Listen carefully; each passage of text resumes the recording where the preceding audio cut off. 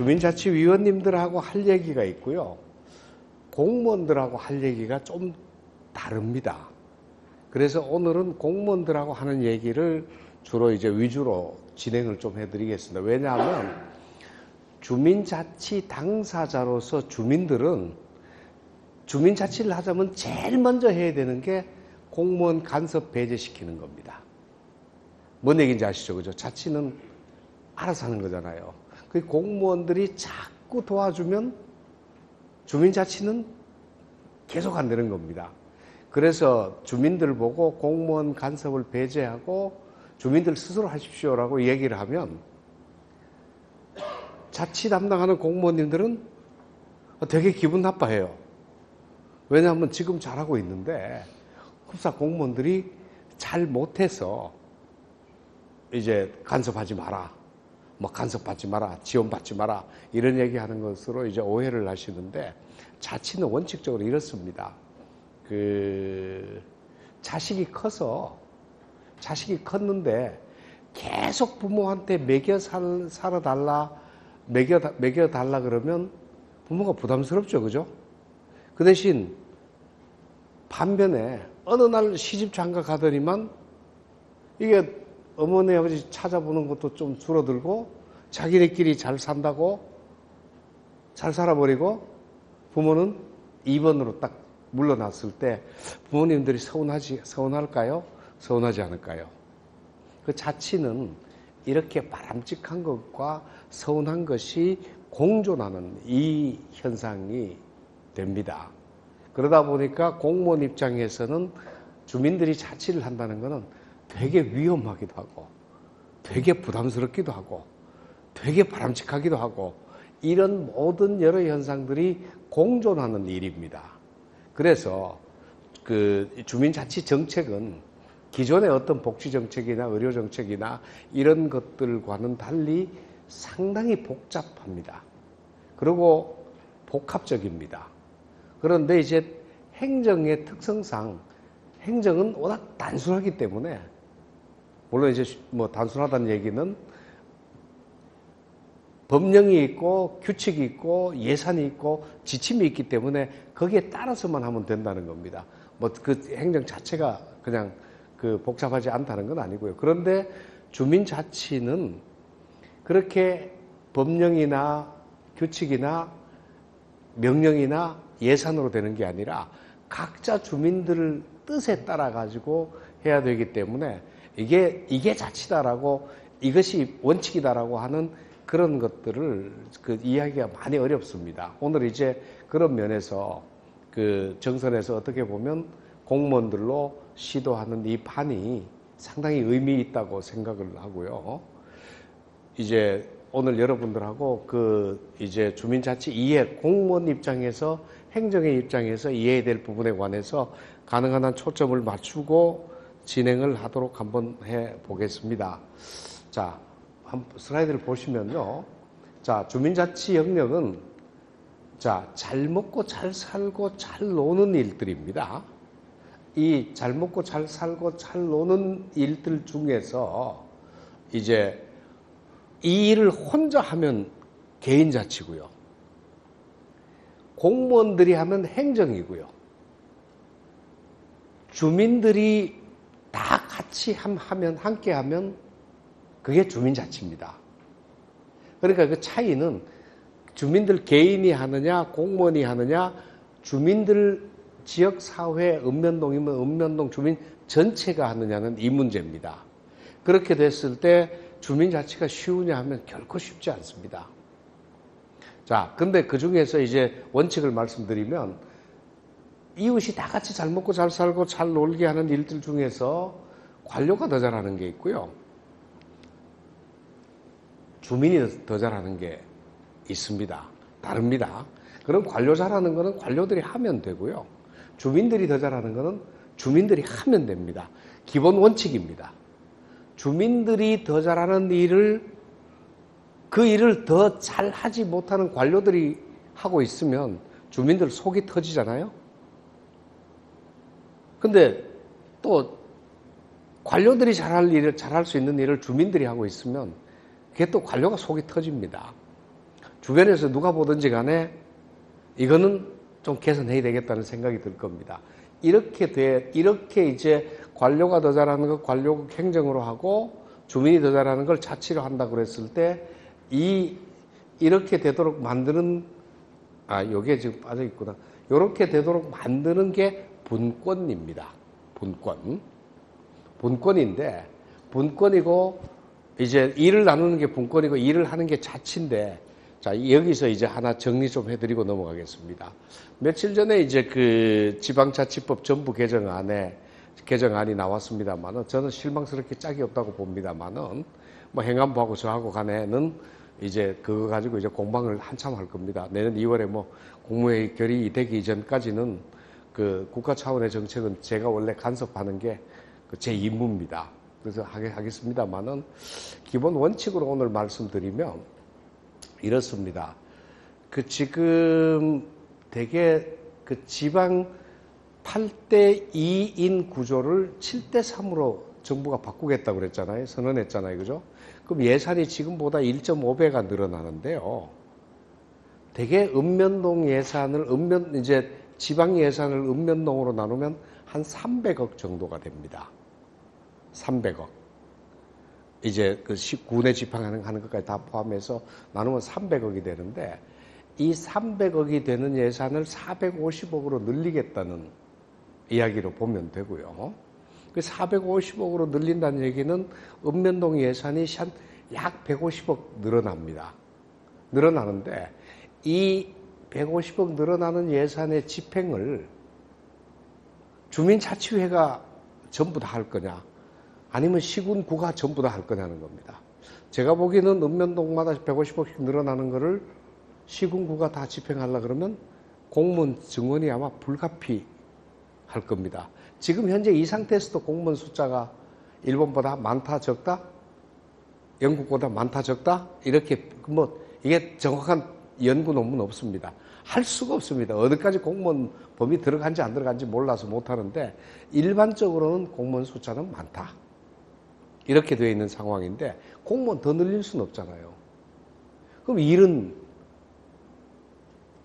1.5배가 늘어나는데 이때 늘어나는 이제 1.5배 150억의 예산을 시군구가 얼마 집행하고 주민자치회에 얼마 줄 거냐는 겁니다. 지금 현재 상태에서 150억을 주민자치위원회 한 군데 있죠, 정선에?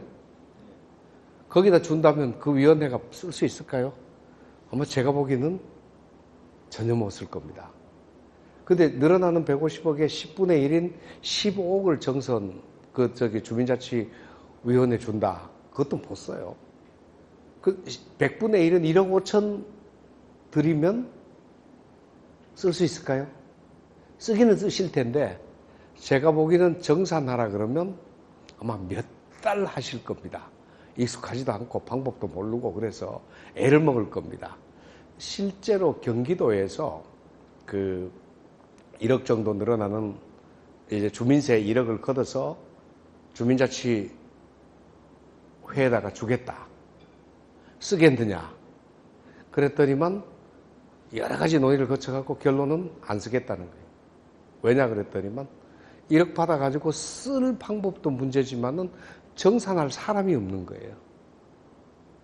이제 그러면 여러분들 이제 이게 주민자치라는 게 말은 좋지만은 얼마나 어려운가라는 거 알겠죠. 근데 정산하는 사람을 유급으로 채용해서 전문가를 채용해서 한다 그러면 굳이 주민자치라고 할 이유가 있나요? 근데 잘하는 공무원들이 더 전문가인데 그냥 집행해버리면 편하지 않나요? 이제 이런 어떤 이제 그 경계 지점에서 주민들이 공무원보다가 더 잘 할 수 있도록 만든다면 그 주민자치는 보기 좋게 성공한 겁니다. 그러니까 이제 국가 입장에서는 주민들이 가지고 있는 시간적인 여유나 능력적인 여유들이 정선 같은 경우는 정선군 발전에 기여할 수 있는 틀을 만드는 게 주민자치거든요. 보통 때는 놀잖아요. 근데 놀고 있는 능력이나 여유가 여유를 어떻게 결집시키냐는 건 문제입니다. 근데 그 주민자치가 공무원들은 입사시험 보고 들으시잖아요. 그리고 규정 다 정해져 있잖아요. 그러니까 이게 무슨 일 이야기하면 금방 다 알아들어요.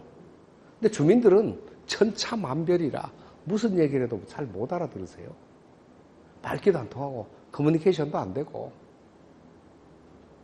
자, 이럴 때 주민자치를 어떻게 해야 되느냐는 문제가 또 나옵니다. 그죠? 그래서 오늘 이제 문제 제기는 뭐 이쯤 드리면 됐을 것 같습니다. 그래서 이제 조금 이제 주민자치위원님들하고 제가 나눴던 얘기들을 이제 조금 보태서 말씀드리면, 흔히들 이제 제가 설명할 때 주민자치는 2인 삼각경기라고 얘기를 해요. 2인 삼각경기 옛날에 국민학교 운동회 때 가운데 두 사람이 발 묶으면 처음에는 못 뜁니다만 나중에는 두 사람이 합심을 하면 제법 빨리 갑니다. 근데 주민자치위원 25명을 가운데 발을 다 묶어서 25인 26각을 만들어 버리면 첫 번째 왼발 오른발이라는 구령이 안 먹습니다.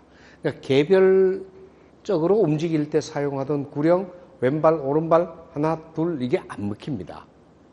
그럼 25인이 있을 때는 25인에 맞는 새로운 규칙을 하나 만들어야 됩니다. 근데 새로운 규칙은 누가 만들어야 되냐면 그 25명이 만들어야 되는 거예요. 그죠? 그렇게 만드는 과정에서 아주 쉽게 합의도 하고 만드는 과정에서 이미 공유가 되는 거거든요. 이제 이 만드는 과정이 우리가 분권이 되어 있느냐는 문제입니다. 분권이 안 돼 있습니다. 주민자치로 분권은 전혀 안 돼 있습니다. 이제 요쯤 되면 이제 그 집합적인 이제 차원에서 주민자치는 주민 개인 차원의 문제가 아니라 살고 있는 지역 단위의 주민들의 집합적인 문제다라는 그 문제를 제기해 드린 겁니다. 그러니까 집합적인 문제는 개인적인 문제와는 달리 상당히 어렵습니다. 그래서 이제 조금 말씀을 드리면, 이제 지금은 관료가 더 잘하든 주민이 더 잘하든 어쨌든 간에 그 책임이 관료들에게 다 지워져 있습니다. 그러잖아요? 지역에 무슨 일이 있으면 관료한테 책임이 가지 지역 주민자치위원회나 위원회도 지금 거의 구성이 안 돼 있잖아요? 없습니다. 근데 영국이나 일본은 주민자치회가 전부 다 구성되어 있다고 보시면 될 겁니다, 아마. 자, 이렇게 주민자치 본질은 잘 먹고 잘 살고 잘 노는 일들을 혼자 하면 개인자치고 공무원들이 하면 관치고 이웃과 하면 주민자치라는 얘기 말씀드렸고요. 주민자치 역사를 봤을 때 지금 이제 이렇습니다. 제일 첫 시간에 김경하 교수님한테 향락에 관해서 배웠나요? 그때 배울 때 저는 이제 김경하 교수님하고 전적으로 의견이 같습니다만은 조선의 주민자치는 주민자치를 하라고 했는 게 아니고요. 그냥 귀찮으니까 양반들한테 그냥 알아서 관리하라고 양반한테 처음에는 맡겼습니다. 맡겼는데 이 양반이 초기에는 중종 때 이럴 때는 살인파들이 정말 멋지게 했습니다. 왜냐하면 민폐 조금도 안 끼쳤습니다. 그러지만 시행할 때 율곡 선생은 그 얘기를 합니다. 지금 현재 관료가 지방을 다스리더라도 민폐가 속출하고 있는데 이제 제지사족인 양반까지 곁들이면 관료가 주민들에게 요구하던 무리한 사항보다가 훨씬 더 많은 사항을 요구해서 주민들은 지금까지 겪었던 것보다가 관료들이 요구하는 요구에서 겪었던 것보다가 훨씬 더 심한 어려움을 겪게 될 것이다. 그러니까 지금 현재 향락은 잠시 보류를 하고 주민들이 잘 먹고 잘 살고 잘 놀게 되는 일에 집중을 하게 하고 잘 먹고 잘 살고 잘 놀게 됐을 때 그때 가서 향락이 얘기하는 과실상규하고 뭐 이렇게 그 환난상률하고 도덕 이제 이런 일들을 하자는 그 얘기를 주장을 합니다. 그 얘기는 뭐냐면 자칫 잘못하면 주민자치가 양반의 향촌 지배 구조를 만들까봐 우려했던 겁니다. 아마 그런 취지로 말씀하셨고, 이게 임진왜란 거치고 하면서 뭐 이제 상민들이 반발을 하고 그러면서 주연향락은 뭐냐면 관제 주민자치회입니다. 했다가 실패하고 나중에 어떻게가 총계로 갔다가 촌계에서 이제 두레가 나오고 뭐 나오고 했던 이런 역사들이 있는데 상당히 좋은 역사입니다. 거기에서 배울 게 엄청 많은데 이제 그게 다 사라졌다는 게 안타깝고요. 그러니까 조선시대 때는 이제 읍면 군이 행정구역이 시군구밖에 없었어요. 요즘 같으면 이제 없으니까 밑에 읍면동이 없으니까 읍면동은 주민들한테 그냥 맡겨졌습니다. 향촌 자치에 맡겨졌고요. 이렇게 해서 주민자치가 잘 됐습니다. 아주 잘 됐다고 보면 됩니다. 그때 그 서양하고는 다른 어떤 그 이제 농경사회 주민자치로 잘 정착이 됐고요. 근데 일제 때 이렇게 주민들이 자치하던 그 주민들이 자치로 운영하던 향촌에다가 읍면동 통리를 만든 겁니다. 이건 식민지 체계를 위해서 만든 겁니다. 이렇게 만들어 버리니까 이제 기존의 동네 어른들 위주로 경영되던 마을이 이제는 읍면장 위주로, 첫 배는 면장입니다. 면장 위주로 이제 바뀐 겁니다. 바뀌면서 주민자치가 해체돼 버린 겁니다. 자, 해체가 됐는데 여기에서 재미있는 얘기를 하나 해드리면, 지금 현재 한국은 이제 이렇게 되면 원칙적으로는 아마 이렇게 되는 게 맞을 겁니다. 그죠? 해방이 됐으면 이렇게 돌아가야 되는데 그렇게 돌아가지 않고 현재 이대로 하고 있는 거 맞죠? 그죠? 근데 여기서 우리가 하나 이제 따지고 봐야 될 게, 일본 있잖아요. 일본이 이렇게 관리하고 있느냐 그러면요, 일본은 이렇게 하고 있습니다. 약간 틀립니다. 정확하진 않은데 시군구간이라 시정촌이라고 이름이 이제 일본은 군을 폐지해버렸습니다. 군을 폐지하고 시는 그냥 똑같은 시고요. 군을 폐지하고 정촌이 읍면이거든요. 시 읍면이 자치단체가 돼 있어요. 그렇게 하면서 밑에 통리는 메가더의 GHQ가 없애버렸습니다. 왜냐하면 이런 국가가 통리까지 규제하는 이런 비민주적인 제도가 있어서는 안 되겠다고 그래서 메가더 사령부가 훈령으로 없애버립니다. 일본은 통리 없습니다. 한국은 통리 남아있죠. 그죠? 지금 아마 여기 계시는 분들 중에서 통리 없앤다면 제가 보기에는 거의 다 반대하실 겁니다. 왜냐하면 이게 워낙 익숙해져 있거든요.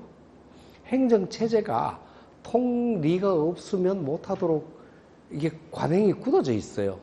실제는 통리 없애도 아무 문제 없습니다. 통리장 하는 게 없습니다. 별로. 그 연구 논문이 몇 개 있는데 연구 논문 뒤져보면 통리는 없애는 게 참으로 바람직하다. 이런 연구가 대부분입니다. 그 대신 일본은 없는 통리를, 그러니까 리를 갖다 놓고 이제 그 주민자치회로 전환을 시켜버린 겁니다. 그러니까 리를 주민자치회로 전환시키니까 리장을 뽑는 게 아니라 주민자치회장을 뽑고, 리에 있는 개발위원회, 분여회, 노인회 이런 것들이 전부 다 주민자치회 분과로 다 들어가 있습니다. 그리고 이제 그쯤 되면 일본은 읍면동이 없잖아요. 우리 말하면 정선읍 같으면 정선읍이 자치단체니까요. 정선읍 자치단체니까 그냥 정선읍에 오면 정선읍에는 각 리에 있는 주민자치회가 모여서 주민자치협의회가 되는 겁니다.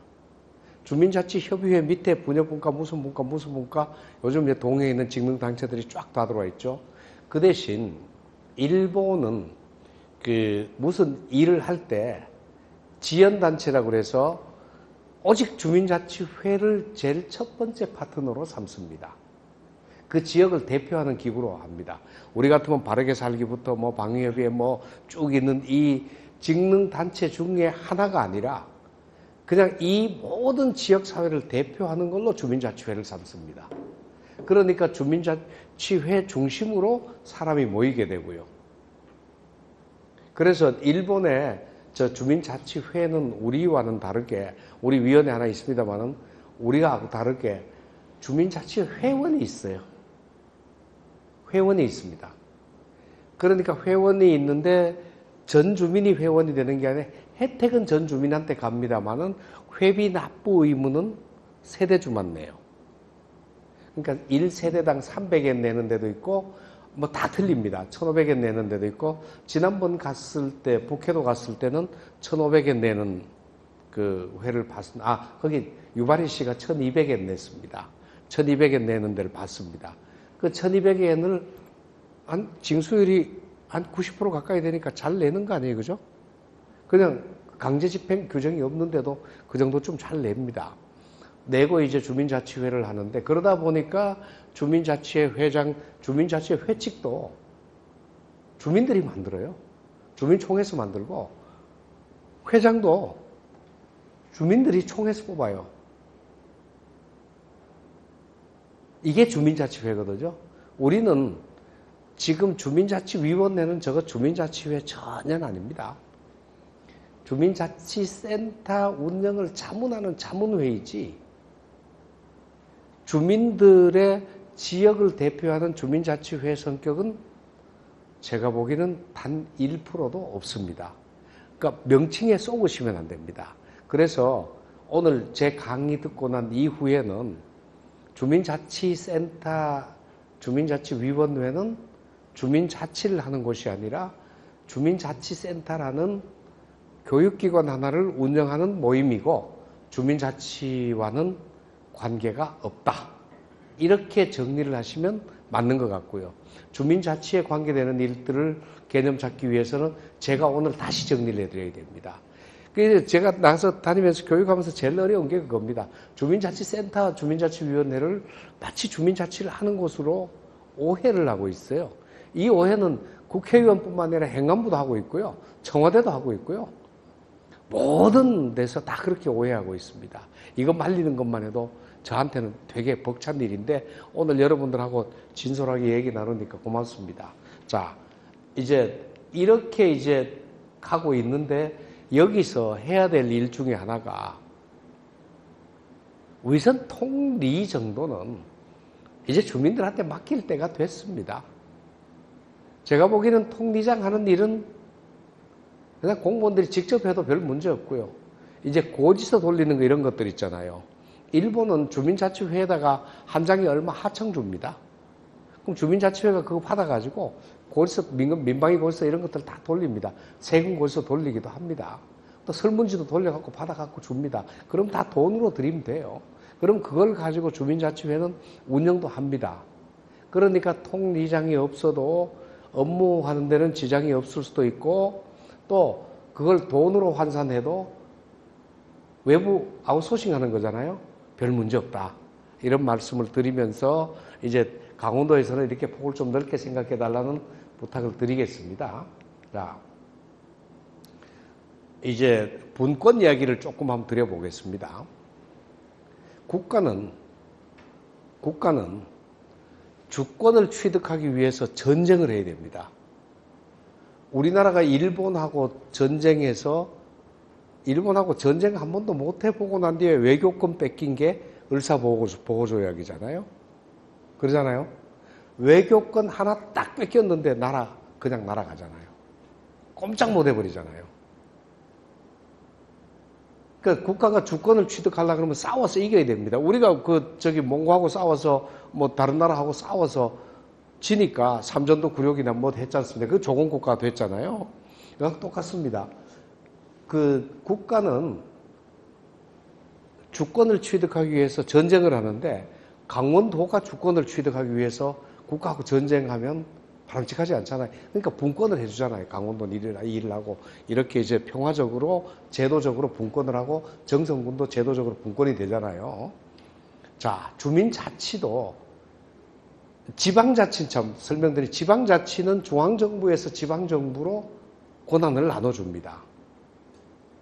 근데 주민자치는 정선군에서 자칫 이게 뭐 밑에 있는 행정계층들은 그 의사결정기관이 아니잖아요. 정선군에서 지역사회로 분권을 해줘야 돼요. 무엇을 분권할 것인가, 누구에게 분권할 것인가라는 문제인데, 누구에게 분권해야 되냐면 주민자치회를 만들어 놓고 분권을 해야 돼요. 주민자치회를 안 만들어 놓으면 주민 개인한테 분권을 못 해주잖아요. 그래서 주민자치회가 필요한데, 지금 현재는 주민자치회를 만들면 가장 심각하게 위기를 느낄 분들이 시군구 의원님들일 겁니다. 활동 영역이 주민들에 의해서 이제 없던 주민 조직이 생기면 아무도 뻑뻑하시죠. 그래서 정선에는 그런 일이 없을 겁니다만은 다른 곳에서는 의원님들이 주민자치회 설치하는 거 별로 반가워하지 않은 경우가 왕왕 있었습니다. 드물게 있었지 않았습니다. 자, 이 이야기는 주민들이 공무원보다 더 잘하는 일을 주민들이 하면 공무원도 편하고 주민도 편합니다. 근데 이거를 본인들의 정략적인 정치공학적인 계산에 의해서 손해라고 판단하고 반대한다면 이 큰 공공을 개인의 사익에 가두는 결과가 되잖아요. 종종 주민자치에서는 이렇게 가치전도 현상이 일어난다는 말씀을 드리고요. 자, 주민자치를 하려 그러면 구역을 일단 분권을 해줘야 되고요. 주민을 분권해줘야 되고, 그 다음 자치권을 분권해줘야 되는데, 여기에 관해서 여러분들하고 오늘 이따가 이제 지금 제가 말씀드린 중에도 언제든지 중간에 자르고 질문 주십시오. 오늘 토론해서 여러분들하고 같이 이 주민자치라는 난제를 공유해야 되는 것이지 뭐 다른 뜻 아무것도 없습니다. 주민자치회장이 읍면동 지역 전체를 관리할 수 있을까요? 정선읍 같은 경우에 정선읍을 주민자치회장이 관리할 수 있을까요? 정선읍 정도 되는 규모를 관리하려고 그러면 무보수 명예직으로 비상근직으로 가능할까요? 거의 불가능하잖아요. 그죠? 근데 지금 주민자치센터위원회니까 정선읍에 하나만 둬도 돼요. 왜냐하면 정선읍을 관리하는 게 아니라 주민자치센터만 관리하는 거잖아요. 그죠? 그런데 진짜 주민자치를 하려고 그러면 너무 크잖아요. 스위스 같은 경우는 제일 작은 데가 50명. 자치단체가 50명입니다. 일본도 50명짜리 자치단체가. 자치단체가 아니라 일본은 주민자치회입니다. 그 초나이까지 정례회가 50명짜리부터 한 많으면 한 2,000명. 보통은 한 4,500명? 이 4,500명 정도 주민이 되면 그 정도면 주민자치회장이 그 동네 토백이면 누구 집에 숟가락 있는 것까지는 한 500명 정도 많을 수 있지 않을까요? 그죠? 그걸 알고 있을 때 만일 이제 뭐 무슨 일이 필요하다. 그러면 금방 우리 동네는 이렇게 했으면 좋겠다. 노인복지 같은 건 이렇게 했으면 좋겠다. 금방 알아내잖아요. 그런데 만일 인구가 10,000명이나 20,000명 된다 그러면 이거는 전업으로 해도 개인이 파악하기 어려운 정보의 내용입니다. 그런 면에서 주민자치 구역을 정할 때 이제 그 땅면적으로 정하는 법도 있습니다만은 실제는 주민 숫자로 정할 때 통제 가능한 범위, 통제 가능한 주민자치로 경영 가능한 범위를 설계해야 되는데 이 설계는 제가 봤을 때는 이게 지역이 뚝 떨어져 있으면 적더라도 따로 해야 되고요. 좀 읍단이 같이 모여 있더라도 제가 보기에는 2,000명 넘어가면 관리 못해요. 한 1,000명, 1,500명 있으니 도시는 그게 낫고요. 시골은 한 30명, 50명, 거의 20명 단위로 만들어 드려야 그 안에 커뮤니케이션이 됩니다. 왜냐하면 한 5km 떨어져 있는 동네에 있는 사람 몰라요, 전혀. 그러니까 아무리 아무것도 별다른 노력을 하지 않더라도 알 수 있는 이 범위 내를 주민자치회 구역으로 정해줘야 되는데 지금 대한민국의 주민자치회 정책은 읍면 동에 둔다. 여기 인구 제일 많은 데 12만이고요. 서울에 대동화 시킨 데는 4만 명이고 적게 할 데가 10,000명입니다. 이거는 주민자치회 회장이 관리하라는 게 아니라 그냥 시키는 일이나 할 수밖에 없는 주민에 근거한 일을 할 수 있는 게 아니라 지역에 근거한 일을 하는 게 아니라 그냥 필요한 일만 하는 과학조직이지 주민조직은 아니다. 지역조직도 아니다. 이렇게 보시면 될 겁니다. 근데 이 부분을 지금은 이제 우리가 분권해달라고 자꾸 얘기를 하는데 조금 더 지나면 분권을 안 해주고 있으면 불만으로 민원으로 쌓이겠죠. 그죠? 우리가 더 잘하는 거는 공무원들이 왜 붙잡고 안 해라고 하는 게 국민적인 저항으로 나오면 더 불행해지는 거예요. 그죠? 자, 이런 면이 있다는 거 한번 보시고요. 자, 그래서 분권을 해야 된다는 얘기고, 자, 분권을 하는데, 이 표를 하나 봐드리겠습니다. 지금 현재 있는 주민자치위원회는 국가 중에서 입법행정사법 중에서 행정부 각 관할을 하고 있고, 행정부 중에서도 읍면 동장이 관리하는 조직입니다. 대법원 판례에 의하면 주민자치위원회는 읍면 동장의 보조 조직입니다. 주민자치 조직은 행정조직이에요. 준행정조직이에요. 그러니까 주민자치위원이 선거법에 저촉을 받고 모든 것에 저촉을 받습니다. 근데 진정한 주민자치회는 행정부 소속의 주민자치회가 아니라 사회의 영역에 국가시장 사회 중에서 사회 영역으로 들어가는 데서 지역사회를 담당하는 조직이라 해야 됩니다. 여기서 이게 무슨 큰 차이냐 그러지만 행정부 소속으로 있을 때는 행정원리에 의해서 움직여지지만은 사회 영역에 있을 때는 사회 원리에서 움직여져야 됩니다.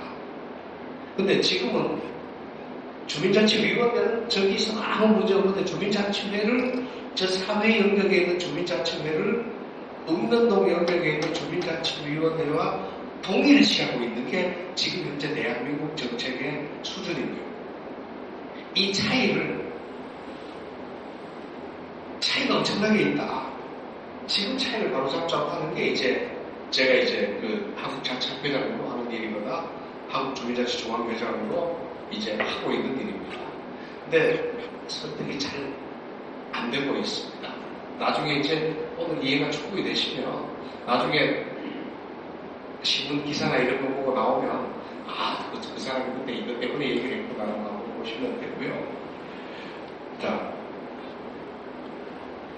이제 이 문제 하나 설명드릴게요. 분권과 자치 관계가 있는데, 자, 두 번째 칸에 분권도 안 해주고 자치도 하지 말라고 그랬죠. 이게 식민지 때 관리하는 방식입니다. 근데 분권은 안 해줬지만은 자치는 하라고 내버려뒀던 게 조선입니다. 왜냐면 국가가 신경 쓸 여가 없으니까 알아서 잘 먹고 살고 세금 몇 푼만 내라고 그렇게 했던 게 조선이고요. 김유한 교수님하고 여기 충분히 설명드렸을 것 같습니다. 그 다음에 이제 맨 밑에 보면 분권은 해주되 자치는 하지 마라. 시키는 대로 하라는 거예요. 지금 현재 주민자치위원회는 딱 여기에 해당됩니다. 근데 주민자치를 진짜 하려고 그러면 분권도 해주고 자치도 하게 되는데 이 이야기는 분권은 해주되 지원은 해주되 간섭은 말아야 됩니다. 분권 해주고 자치한다는 것은 간섭 배제 원칙이거든요. 이렇게 가야 됩니다. 이렇게 가야 되는데 그렇게 가려고 그러면 분권 해주는 건 뭘 분권해주는 건 자치는 건 뭘 자치해야 되느냐 제도적으로는 뭘 해야 되느냐 이게 다인데 제도적으로 주민자치 제도만 말씀드리겠습니다. 제도를 보면 자, 이거 위에 먼저 설명드리고, 입법권, 인사권, 조직권이 있는데, 입법권이 분권이 되지 않으면 자치는 못합니다. 그러니까 회장 뽑고 회장 임기 정하고 하는 것을 주민들이 마음대로 할 수 있으면 자치를 하는 건데, 시국의회가 회장을 뽑고 어떻게 이렇게 하고 회장 자격 이렇게 해버리면 전혀 못 갑니다.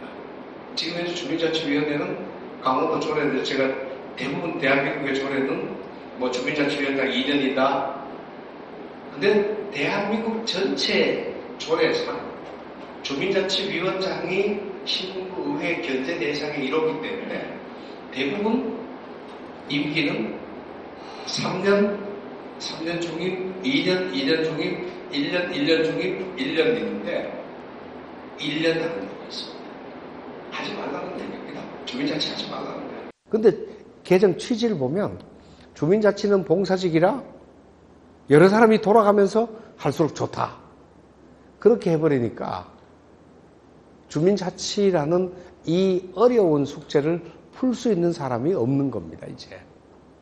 자, 이렇게 되어 있다고 보시면 되고요. 자, 인사조직권이 없으면 자치가 안 된다. 재정권도 없으면 안 된다는 말씀입니다. 이제 입법권이나 재정권이 왜 필요하냐면요. 주민은 주민들이 내가 가지고 있는 능력이나 소질들을 이타성을 동네를 위해서 발휘하는 겁니다. 발휘하는 건데, 동네를 위해서 발휘해야 되는데, 그 실제 동네를 위해서 발휘하려고 그러면 내 뜻이 감동이 돼야 되잖아요. 그죠? 그렇게 할 수 있도록 만들어주자는 게 이제 그 주민자치의 근본 취지입니다. 이제, 그 다음, 자발성, 자주성, 자율성 셋이 있어야 되는데, 이 세 가지가 없으면 주민자치는 전혀 이루어지지 않습니다. 자, 그래서, 이제, 요렇게 넘어가서 이제 하나 제가 말씀을 드리겠습니다. 어제 이야기를 하나, 제 주민자치위원님들하고 나누는 얘기를 하나 말씀을 드릴게요. 제가 이제 공부를 늦게 시작했습니다. 그러니까 41살에 철학을 공부하기 시작을 했으니까 이제 서강대학에 이제 그 철학을 공부하러 간다고 41살에 갔는데 그때 이제 1화입니다.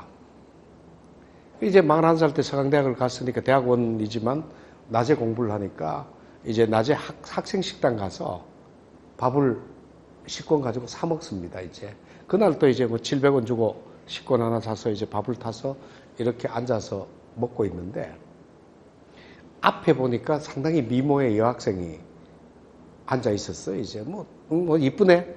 그러고는 이제 밥을 한 3숟가락 먹고 있는데 어떤 녀석이 오더니만 그 미모의 여학생이 자기 여자친구고 여자친구랑 마주 앉아서 밥을 먹고 싶으니까 옆으로 좀 비켜달라고. 밥 먹는 거는 원래 개도 안 건드리잖아요. 야, 정말 싸가지 참 없죠. 아버지 뻘 되는 사람 넥타이 딱 메고 정장하고 갔는데 기분이 나빴죠. 그래서 이 녀석은 아마 애가 되게 못되게 생겼을 거라고 그러면서 탁 돌아보니까 잘생겼어요. 아주 눈도 부리부리하고 얼굴도 허옇고 귀공자같이 잘생긴 녀석이 입안에서 그런 개차반 같은 소리가 나오는 거예요, 이제. 화가 나서 쳐다보니까 이 녀석이 애는 착했나 봐요. 움찔을 하더니만 여자친구한테 눈짓을 하더니만 밥그릇을 들고 저쪽 가서 따로 먹어요. 그럼 진작 그렇게 할 노릇이지. 그래서 이제 제가 선생님한테 일러러 갔습니다.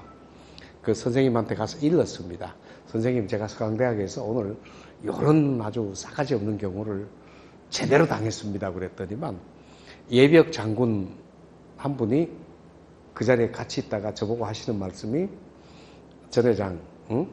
요새 군대에 입대한 신병도 싸가지가 하나도 없는데 대학교 1학년들이 싸가지가 있을 리가 있겠느냐.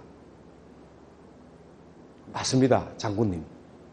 농협중앙회 부회장님 옆에 계시다가 하시는 말씀이 농협에 들어오는 신입사원도 싸가지가 하나도 없대요. 그러니 대학생이 오죽 싸가지가 없겠냐. 그러니까 젊은이가 그대를 속일지라도 슬퍼하거나 노여워하지 말라. 이발소에서 많이 보던 거 아니에요, 그죠? 그래서 그 이야기를 하고 있는데 선생님께서 정말 대교육자셨어요.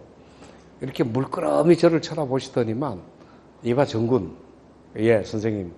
그랬더니만 만약에 말이야 내가 그 녀석하고 똑같은 교육을 받고 똑같은 환경에서 자랐다면 나 그 녀석하고 똑같은 짓을 했을 거야. 이렇게 지적을 해주시는데 제가 갑자기 뒤통수 맞은 것 같아요. 그 아이는 듣고 보고 배우고 자란 게 그렇게 할 수 없게끔 되어 있는데 왜 그 원인은 생각하지 않고 결과만 나무라면 너도 뭔가 잘못 보지 않느냐는 이런 지적을 점잖게 하신 거예요. 제가 그때 41살이라고 했잖아요. 근데 알긴 좀 알아들을 만했습니다. 그러니까 아무 소리 못하고 있었어요.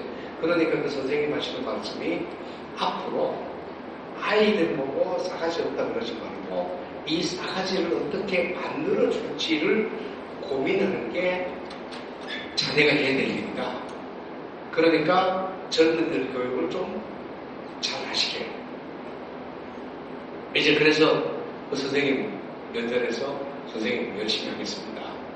다른 의사 선생님이 있다가 엄마가 똑바로 되면 아이들 교육이 똑바로 되니까 엄마 교육도 좀 신경을 쓰시게. 근데 제가 그 선생님한테 열심히 하겠습니다고 약속은 드려놓고 지금까지 잘 못하고 있습니다. 오늘 여러분들한테 무료로 분양해 드릴 테니까 선착순도 아닙니다. 그냥 그 정선에서 멋지게 한번 해주십시오. 아이들 싸가지 만드는 이 방법이 실제는 이제 부모 손 떠난 것 같아요. 저도 해보니까 딸내미가 고등학교 2학년 넘어가니까 밥 먹는 시간이 아빠하고 틀려요. 같이 먹자고 그랬다가 혼났어요, 집사람. 학원 가고 못 가고 아이가 바빠서 죽겠는데 왜 아빠가 왜 아이를 도와주시지 못한다고 그죠? 왜 간섭을 하느냐고 그래서 그때 이후에는 다른 데 있는 아빠 소감을 벗어나버리고 아들도 비슷한 전철을 밟아가지고 지금 시집 장가가고 난 뒤에 되니까 그 녀석들이 찾아오니까 이야기 좀 하는 정도지 뭐라 그럴까 아이들한테 교육할 기회는 부모들은 이제 학교 때문에 놓친 것 같고요. 그러면 어떻게 해서 동네 전체에서 아이 하나 키우기 위해서 해야 될 것인가라는 걸 논의해야 될 지점이 됐습니다. 여담으로 한 가지만 제가 했던 거 얘기해 드릴게요. 실험을 저는 엄청 많이 했습니다. 그 중에서 실험했던 거 하나는 요즘 아이들 정말 싸가지 없잖아요. 아이를 싸가지 있게 만드는 방법이 뭐가 없을까 고민하고 있는 차에 후배 하나가 저한테 전화를 하더니만 선배님 원래 딸이 난 20살에서 성인식을 좀 해주고 싶은데 선배님 오셔서 축사 좀 해주시고 밖에 기꺼이 가는데 조건이 있다. 동네 사람들 좀 불러보아라. 몇 집이냐? 32집이다. 그러니까 정중하게 초대를 해라. 그랬더니만 저 정중한 방법으로 초대를 해서 18집이 왔습니다. 서울 삼성동입니다. 단독주택가고요. 많이 온 겁니다. 이웃집 길 가다가 가끔 지나가는 성의 없이 안녕하세요 소리 내도 한 번도 인사했는 집들이 거의 없어요. 근데 18집을 왔어요. 와서 그 집 딸을 그 성인식을 하는데 이 성인식이라는 게 저는 한국의 문화 풍습이 이렇게 전 세계적으로 자라갈 만큼 탁월하다는 것을 정말 그때 깨닫고 많이 놀랐습니다. 성인식 그러면 남자는 발레고 여자는 계례라고 하거든요.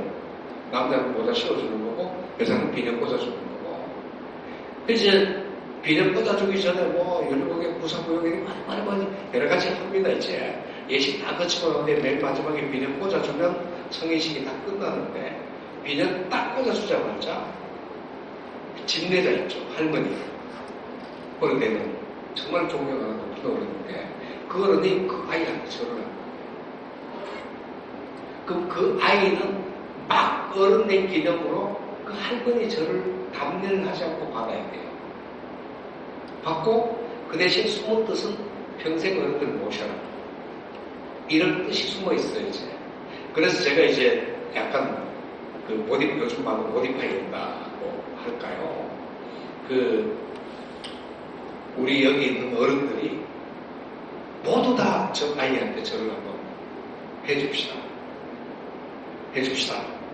그랬더니만 그 한 40명 되는 어른들이 목당 절을 했거든요. 그 이때 20살짜리가 절을 받았을 거 아니에요. 근데 그 절을 받은 애가 그 다음에 이웃 어른들한테 잘할 수 있을까요? 못할 수 있을까요? 잘할까요? 못할까요?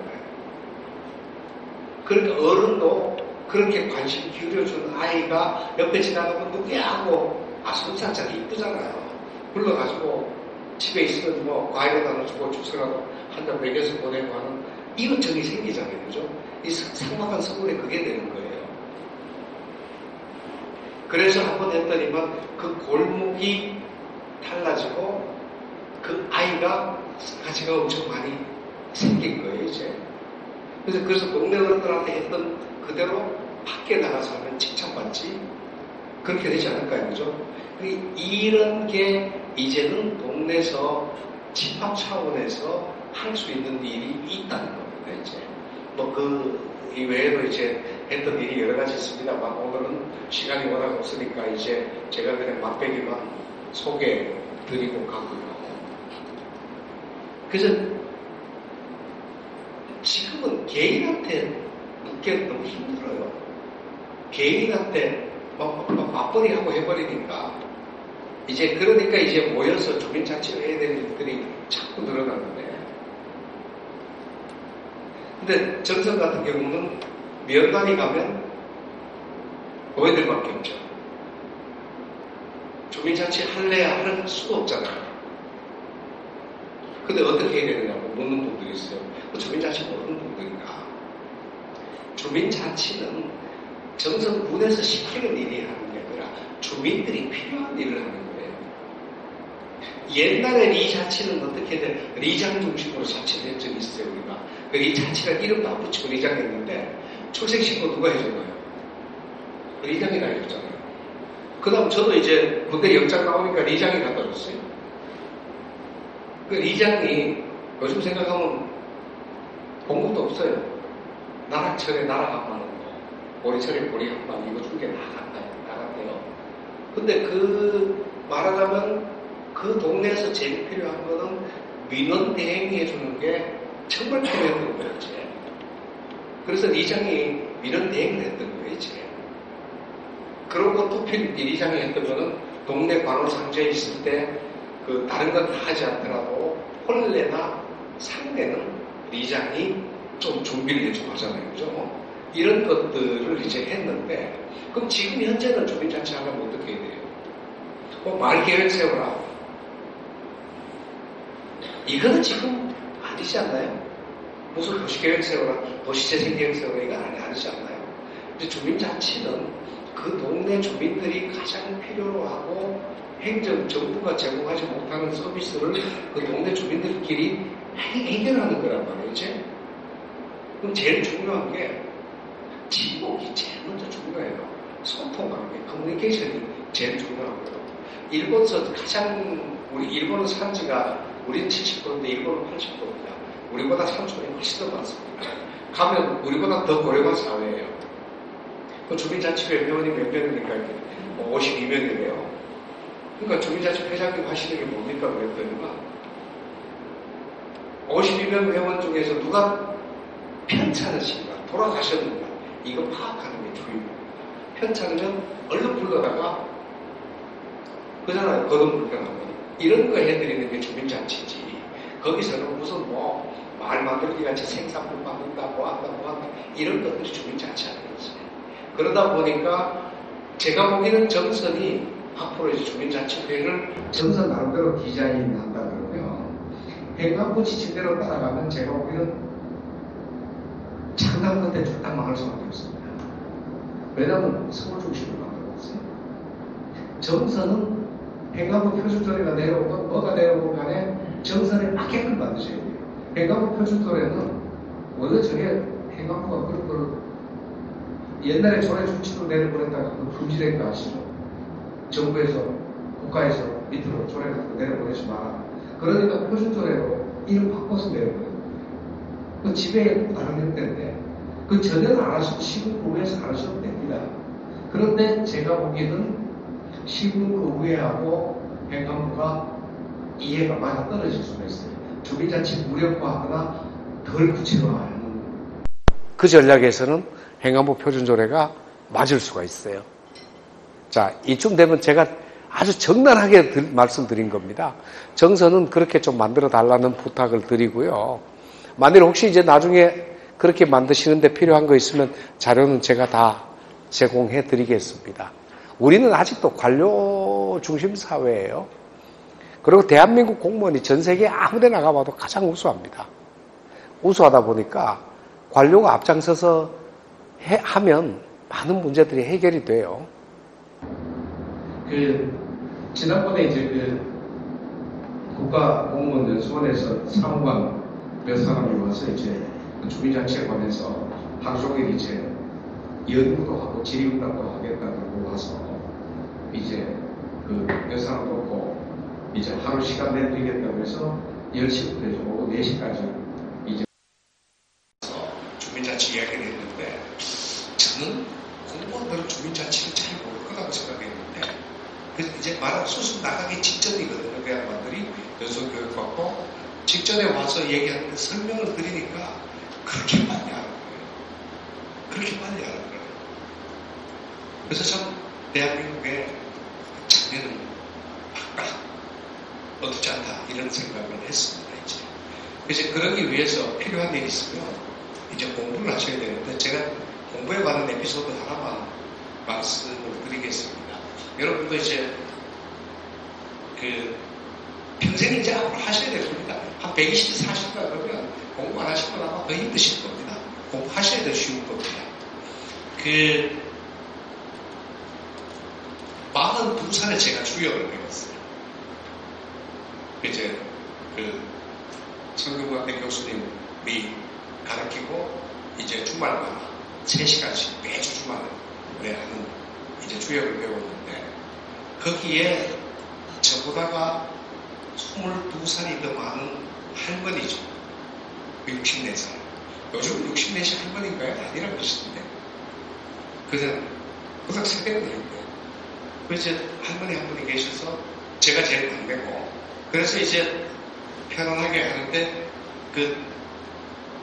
22살 차인데도 아들이 둘째 아들이 대학을 가요. 옛날에 시집 일찍 갔잖아요.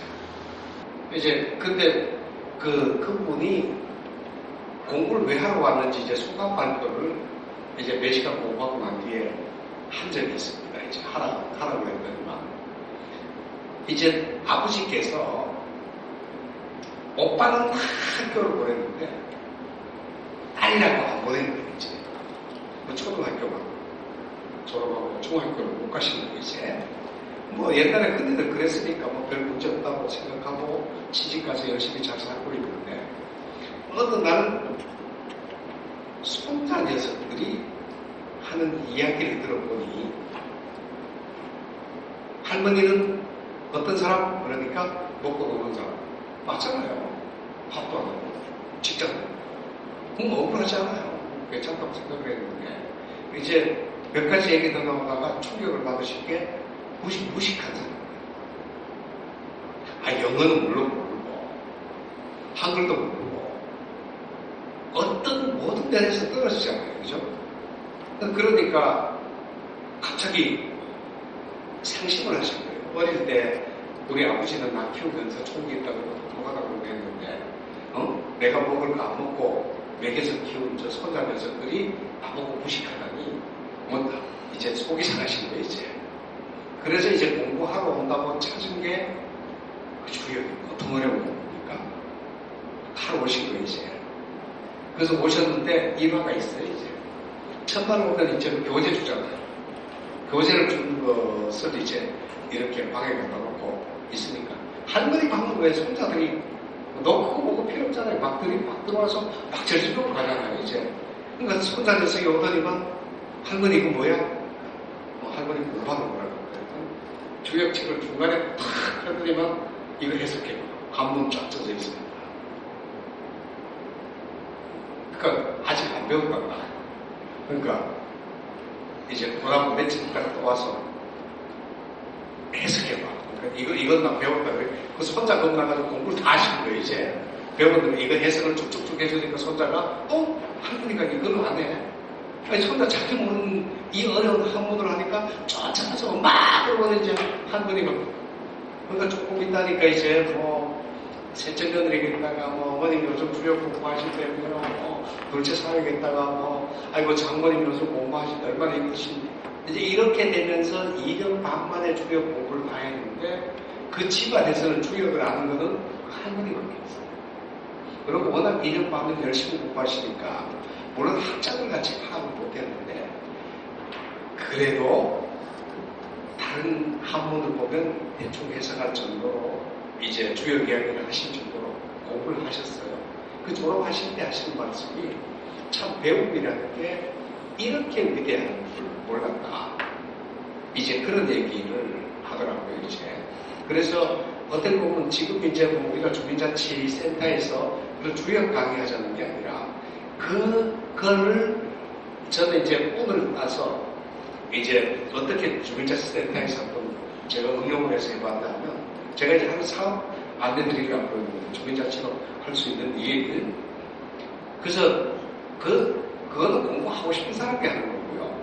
보통 사람들이 관심을 가진 일을 만들어 주려면 좀 특이하게 만들어야 됩니다.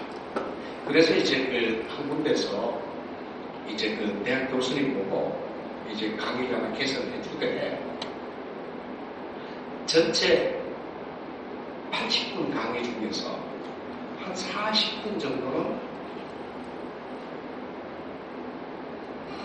본인이 지난주에 지난 일주일 동안 겪었던 제일 기분 나쁜 일, 제일 기분 좋은 일, 이런 것들을 몇 사람한테 이야기시키는 거예요, 이제.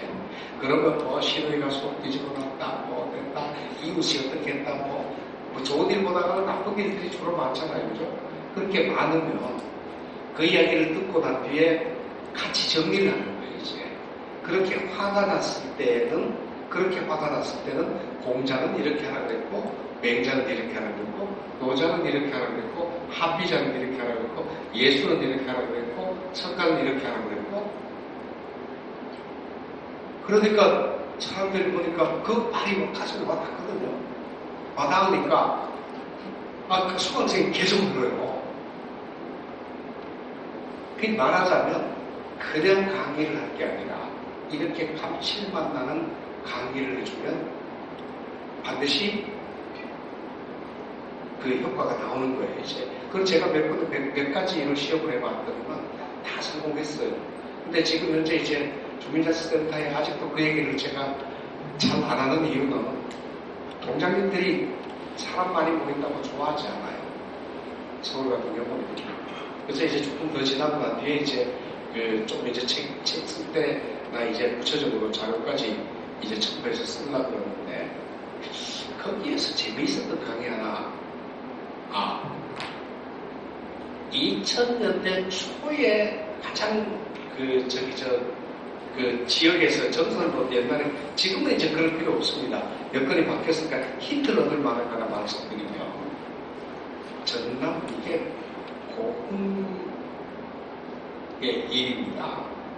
예전에는 추석도 휴일 하나, 설도 휴일 하나다 보니까 그냥 추석이나 설이라 그러면 아들이 며느리 달고 오는 날이잖아요. 그잖아요. 요즘은 이제 휴일이 길어지니까 첫날은 아들이 며느리 달고 오지만 또 두번이는 딸이 사위 달고 오기도 하잖아요. 그죠? 이제 휴일 안에 해결이 다 되는데 옛날에는 하나밖에 안 됐어요. 그러니까 그 다음에 딸내들이 사위 달고 오는 날은 각각 미리 있잖아요. 그러니까 거기 면소재지에 있는 그 이제 이장님이 자 우리 그럼 다리 3위 달고 오는 날을 하루 정하자. 추석 다음 그 다음 주 좀 바쁘니까 2주 뒤에 달고 오라고 하자. 그러니까 달고 오라고 다 달고 와요. 어머니가 전화해서 이 사람 누구 오시게 그러면 다 와요. 그러면 자기 집에 놀다 가는 게 아니라 동네 전체에 모아가지고 멋있게 잔치를 한번 해요. 하고 기부금 내라 그러면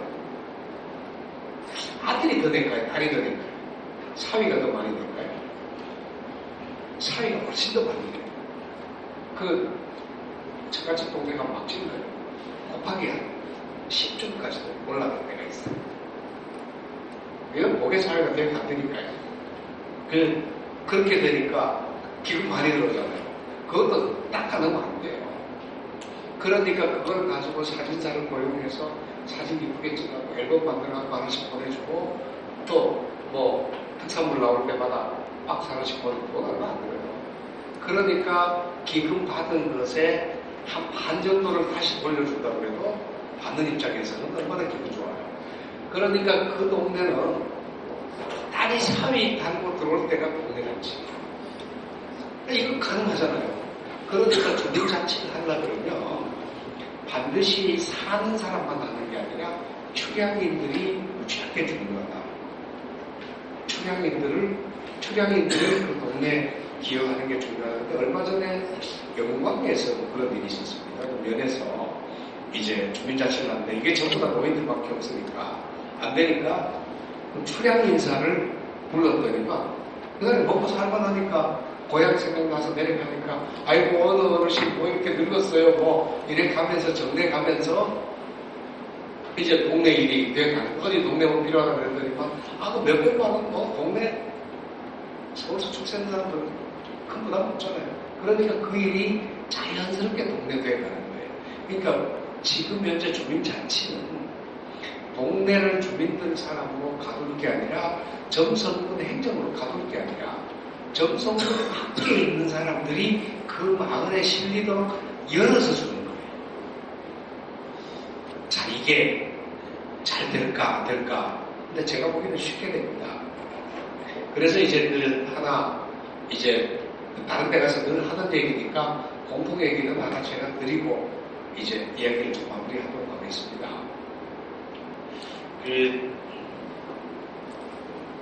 두 번째 예수 선생님 저기 열심히 일하고 계시는데요.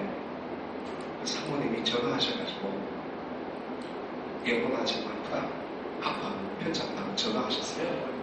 답변 어떻게 하시나요?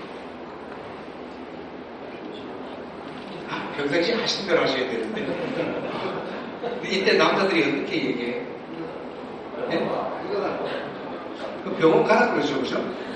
남자들은 이게 마누라가 전화해서 아프다 그럴 때 3초 이내에 병원 가라는 답이 완성이 되어야 됩니다. 그거 아니면 대한민국 남자예요. 그 일본 남자는 미국 남자예요. 그 3초 내에 병원 가라고 해요.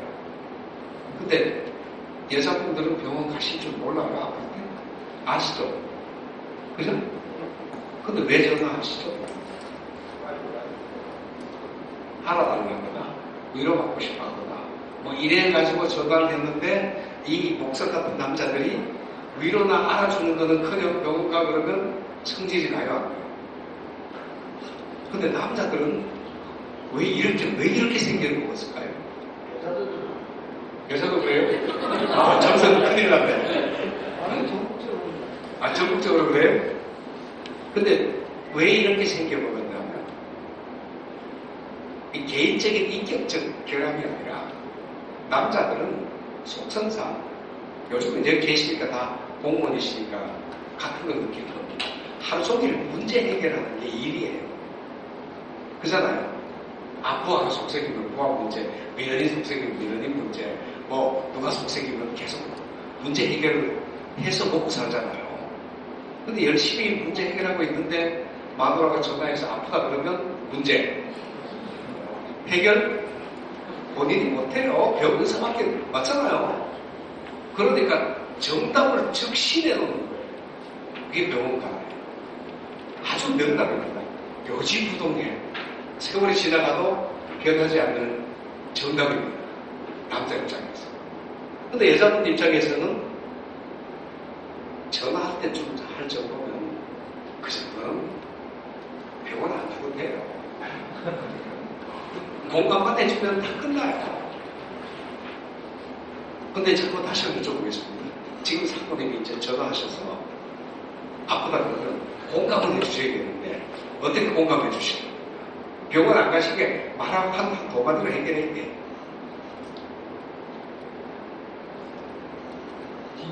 근데 이제 아직도 이제 옛날에 박정희 때는 서정쇄신이라는 용어가 있었는데 진짜 오랜만에 듣는 얘기죠.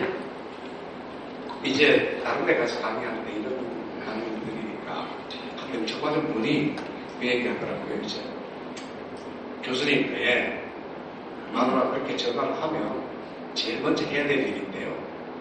얘기 다 듣고 난 뒤에 나 지금 바빠서 죽겠거든. 과장님 불러가지고 말이지 너들 꽂고 실장님 불러서 너들 보는데 죽겠거든.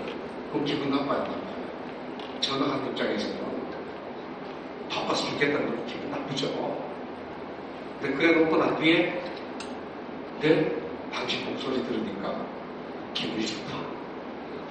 요즘 되면 반쯤 딱 풀어지죠. 그죠? 그 다음 마지막으로 딱 풀어야 돼. 어디가 아프냐. 막 얘기를 하면 다 듣고 충분히 듣고 난 뒤에 마지막으로 해야 될 일은 당신이 아픈 만큼 나도 아프다. 요즘 되면 이제 그런 문제가 깨끗하게 끝이 납니다. 그 얘기는 제가 왜 이 말씀 드리냐면 딸내미 키워서 시집 보내봐도 딸내미는 잘하는데 여자는 잘 몰라요. 마누라하고 40년 넘어 살아도 마누라는 기막히게 알아 내가. 근데 여자는 아직도 잘 모르는 게 솔직히 남자들입니다. 그러니까 남자는 나이 들어도 엉뚱한 짓을 계속 하는 거 이제. 근데 이 남자 여자 차이를 동네에서 만약 정석군에서 강조로 한다면 뭐 정석군에서 하면 내가 보기에는 이제 군비로 강사불러다 집행해버리면 되는데 이런 얘기는 대규모 강연을 할 게 아니라 소규모로 한 20명 정도 모아서 20명 있는 데서 동네 사랑방 얘기하듯이 하면 금방 해결이 돼요. 그러면 이제 대부분 이제 뭐 강의로 한 50만원 잡고 10번 한다면 한 500만원 잡으면 주민자치센터에서 이 강좌 개설할 수 있을까요? 수강생은 500만원 받고 불가능합니다. 이게 3개월 수강료 상한선이 3만원이거든요. 많은 데는 4만 5천 5만원도 있는데 대부분이 전국 평균이 3만원입니다. 그럼 170명 모아야 이 강사를 적자 안 보잖아요. 그러니까 의면 동장님은 주민자치센터에 있는 의면 동장님은 죽었다가 깨도 이 강좌 개설 못해요. 적자 예산 편성 못하니까요. 그러면 가만둘 거냐는 얘기예요. 그래서 제가 다른 데 가서 제안을 해봤습니다. 이거 바로 직전이 창원에서요. 창원에서 주민자치위원장 교육하는 데 가서 한때인데 김현미 주민자치위원장이셨어요 이제. 그래서 김현미 위원장님한테 물었어요. 자, 김현미 위원장님 이 강좌가 꼭 필요하다고 생각하네요. 근데 읍면동장이 못한다 어떻게 하면 좋겠느냐. 그러기를 제가 말씀드렸습니다. 만일 수강료 전체 드는 돈은 500만 원이고 수강료가 350만 원 들어 이제 가정에서 들어온다 치면 150만 원 누가 보태야 되잖아요. 근데 어디 150만 원 김병기 위원장님 등초실 때 있느냐? 그래도 본인은 등초일 때 없대요. 그럼 진짜 없느냐? 그러니까 이제까지 형부한테는 잘 못했구만. 보통은 처녀가 형부한테 형부 그냥 묻지마 하고 150만 원 달라고. 대한민국 형부는 다 주는 처녀가 난다. 묻지도 않고 준다. 사위한테 이 사람아 내가 요긴하게 스페이스니 150만 원 보내라 그러면 나한테 얘기 안 하고 사위가 보낼 거다. 이 정도로 할 수 있는데 없다는 건 말이 안 된다. 할 수 있느냐는 거예요. 그때서야 할 수 있습니다. 그러면 이제 위원장님이 이 김현미 이제 그 동장님이 해주셔야 될 게 있어요. 그 주민자치센터의 강좌를 만들 때 김현미 강좌라고 이름을 붙여요. 그리고 밑에 이제 부제는 남편을 화끈하게 때려잡는 방법을 가르쳐 드립니다. 뭐 이렇게 해서 이제 저건 강좌를 개설한다 그러면 이 김현미 위원장님이 교장을 하는 거예요. 아, 주민자치센터장이 뭐 동장이 교장까지 할 이유 없잖아요. 요 강좌의 교장은 김현미 위원장님을 시키는 거예요. 그래서 모집도 위원님이 하시고 중간에 커피도 위원님이 좀 내오고 뒤풀이도 김현미 위원님이 하고 그거는 김현미 클럽을 하나 만드셔도 됩니다. 그랬더니 하시겠냐고. 다 하시겠다고 그래요. 근데 행정의 방식으로는 이 자리를 못 깔아줘요. 그잖아요. 그러니까 이거를 주민자치에 맡기면 이 자리가 성립이 되잖아요.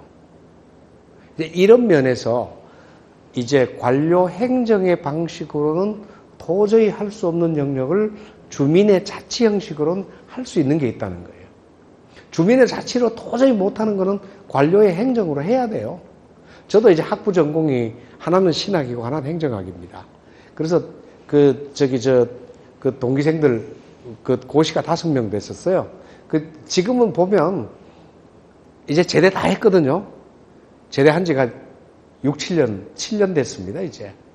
제대 다 하고 난 뒤에 보면 똑같아요. 뭐, 9급 출발했는 친구나, 7급 출발했는 친구나, 5급 출발했는 친구나, 애 키워놓고 지금 보면 만나면 하나도 요만큼도 오차 없습니다. 똑같아요. 그냥 동기예요. 그래서 이때 이제 그 경험 있는 이제 공무원 동기들한테 21명이 공무원 됐어요. 저희 19명은 저같이 아예 그냥 시험 한번 안 보고 기업으로 가버린 사람 있고. 근데 얘기를 들어보면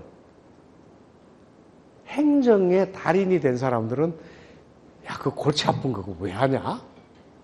그 승진에 도움이 요만큼도 안 되고 문제만 생기면 이렇다 그러니까 지금 이제 다른 데 이런 문제가 있습니다. 광주시에서 주민자치위원들이 뭔가를 해보려고 그러니까 이제 몇 년 전 얘기입니다. 동장님이 주민자치위원장한테 하시는 말씀이 위원장님, 나 제대가 내년 1월인데 응? 나 제대할 때까지는 아무 일 하지 말고 가만히 계시다가 나 제대하고 난 뒤에 하십시오.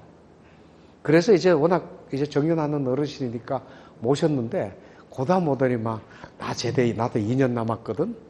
그러니까 2년 동안 좀 조용히 이러다가 보니까 아무것도 못 하겠더라는 거예요. 이제 그러니까 구청장한테 쫓아가서 이 말년 동장 처리 안 하면 우리 주민자치 안 되겠다. 그러니까 이것 좀 해결하라고 그랬더니만 거기에서 구청장이 만들어낸 게 이제 그 서기관 동장 있잖아요. 서기관 동의 동장님을 사무관 중에서 지원자를 받아가지고 주민들 앞에 프리젠테이션을 하고 거기서 나온 점수를 가지고 청장님이 임명을 했거든요. 이게 이제 민간 추천 동장제예요. 민간 추천 동장제인데 이 청장님이 무슨 비서관이더라? 3명이 똑같은 사람이 들어가서 제가 지금 비서관 이름을 다 직책을 구분 못 하는데 저는 그렇게 들어가 있고 이제 도저히 동장이 보니까 이 지역 사회를 수용을 못 하니까 이제 동장을 아예 민간인으로 개방직으로 지정해서 민간인으로 뽑아버린 데가 있어요. 서울 금천구.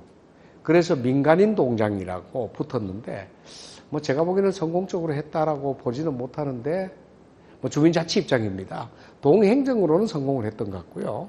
이렇게 했는 게 있는데 앞으로는 읍면동은 제가 보기에는 시간이 조금 걸리더라도 자치화가 되거나 준자치화로 갈 수밖에 없을 겁니다. 일본같이. 일본은 군을 폐지했잖아요. 주소로는 남아있어요. 선거구로도 남아있는데 행정기관은 완전히 폐지해버리고 읍면자치가 돼버렸거든요. 한국은 근데 읍면자치 하기에는 인구가 너무 줄어버려가지고 읍면자치를 못하니까 다시 군남을지 이거는 겁니다만은 좌우 간에 주민 밀착형으로 가야 된다는 것은 틀림없는 것이고요. 앞으로의 행정의 방향은 이제 국가의 자원을 동원해서 하는 것은 이미 한계가 끝났어요. 그래서 어디 누가 이제 얘기하는데 그 얘기했대요. 우리는 한 제품으로 100만 개를 파는 것보다가 100만 개의 제품을 만들어가지고 100만 명을 만족시키는 게 임무입니다라는 얘기를 하듯이 행정도 이제 개인 맞춤형으로 갈 수밖에 없는 영역이거나 아니면 개인 맞춤형은 주민자치에 맡기고 더 고도화되는 정말 공통 부분만 할 수 있는 이 영역으로 진화가 될 수밖에 없을 겁니다. 그 변화를 앞에 두고 있다는 말씀을 드리고 싶고, 그렇게 하기 위해서는 공공성이 매우 중요한데, 공공성에 관한 얘기는 제가 공공철학이 원래 제 주 관심 분야인데 다음에 언제 얘기를 드리겠습니다. 그래서 이제 주민자치를 전공하는 사람 입장에서 공무원들에게 부탁드리고 싶은 얘기는, 주민자치는 주민들이 자치를 하는 거잖아요. 그죠? 공무원들 입장에서는 공무원들이 하는 거 아니에요. 주민들이 자치를 하도록 만들어주는 거다 보니까 공무원 입장에서는 주민자치가 저절로 되어지도록 만드는 게 정책이에요. 그 능동태가 아니라 수동태로 돼야 돼요. 근데 공무원들은 능동태에 익숙하잖아요. 이 전환이 쉽지는 않을 것이다. 그러지만 필요하시다면 제가 언제든지 여러분들 도와드릴 테니까 한번 정선에서 멋지게 한번 해달라. 우리 할아버지 고향에서 정말 멋진 그 주민자치가 있었으면 좋겠다는 말씀 드리고, 이제 마지막 당부는 동네 어른들이 보면 어눌하고 이기적이고 품위가 없더라도 그 어른마저 없으면 우리 사회는 어른이 없어집니다. 그분들이 어른이 처음부터 되나요? 동네 어른 노릇 하면서 한 10년 되면 10년차 어른은 1년차 어른하고 틀려요. 그래서 동네 주민자치위원장이나 주민자치위원님들이나 이런 분들이 어른이 될 수 있도록 하는 그런 배려를 정책적으로 해주시면 그 어른을 통해서 지역이 화합되고 이제 지역의 미래가 있을 거다는 말씀을 드리고 싶습니다. 제가 다른 데 가면 보통 재밌는 이야기를 많이 드리는데 오늘은 공무원 선생님들이라 딱딱한 얘기만 잔뜩 드렸습니다. 주민자치의 주제는 이겁니다. 주민들이 가지고 있는 능력 많아요. 공무원 능력보다 훨씬 더 다양하고 많습니다. 그거 어떻게 낼 거냐는 거예요. 그 능력이 정성군이라는 이 마당에다가 나오게 만드느냐는 게 이거거든요. 그 말하자면 등 치는 거예요. 얻어맞는 사람이 기분 좋게 등을 쳐주는 거예요, 이제. 그러면 등을 맞는 사람도 기분 좋고, 등 치는 사람도 기분 좋고 하는, 말하자면 고단수 전략이에요. 행정원칙에는 좀 수용 안 되는 용어죠, 그죠? 등치기가.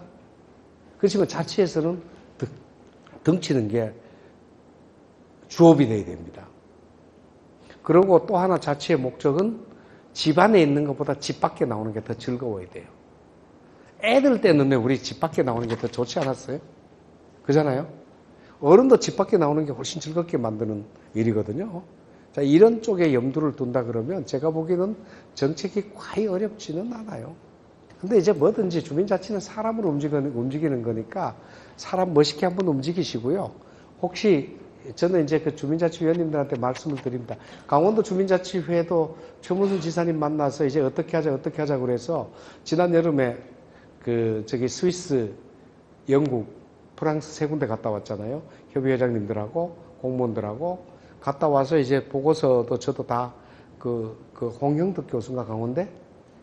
런던에서 공부하셨던 분이 있어요. 이제 다 얘기 듣고 저는 못 갔습니다. 일본 갈 때는 옛날에 같이 갔는데, 자, 강원도가 서울이나 다른 데하고는 다르게 산촌형 주민자치를 만들어야 된다는 필요성은 지사님도 하고 있으니까 아마 제가 보기에는 올해도 연구하는 모임이 많을 겁니다. 그때 여러분들이 나서갖고 공무원들이 먼저 나서 주시면 주민자치위원들 힘 많이 될 것 같습니다. 아무쪼록 정선에서 대한민국 농촌, 산촌의 주민자치 발전 원형이 좀 나왔으면 좋겠습니다. 여러분 잘 만들어 주십시오. 네, 강의 마치겠습니다.